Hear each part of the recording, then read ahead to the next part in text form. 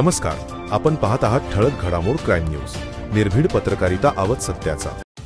दारूच्या नशेत पोलीस मार्शलला शिवीगाळ, धक्काबुक्की, गुन्हा दाखल. हडपसरमध्ये मदतीला गेलेल्या पोलीस मार्शलला दारूच्या नशेत शिवीगाळ करून धक्काबुक्की केल्याचा प्रकार उघडकीस आला आहे. या प्रकरणी पोलीस मार्शल कृष्णा अभिमन्यू घोळवे, वय 25 वर्षे, यांनी हडपसर पोलीस ठाण्यात फिर्याद दिली आहे. मिळालेल्या माहितीनुसार सप्टेंबर 29 रोजी मध्यरात्री 12:15 वाजता मगरपट्टा चौकातील रिलॅक्स वाईन अँड बार येथे 9 जणांनी मारहाण केल्याची माहिती पोलिसांना मिळाली. त्यावरून कृष्णा घोळवे आणि मार्शल बालाजी कोळी घटनास्थळी गेले.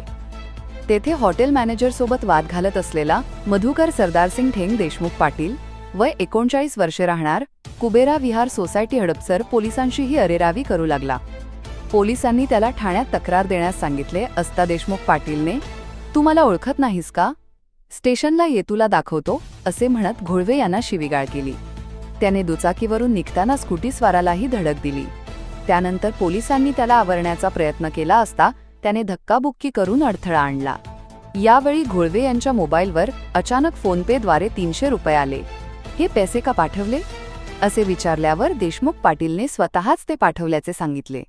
या प्रकारानंतर पोलिसांनी त्याला ताब्यात घेतले. या प्रकरणी हडपसर पोलीस ठाण्यात सरकारी कामात अडथळा आणल्याचा गुन्हा दाखल झाला असून पोलीस उपनिरीक्षक संभाजी नाईक तपास करत आहेत. प्रतिनिधी अविष्कार फुले सोबत ठळक घडामोड.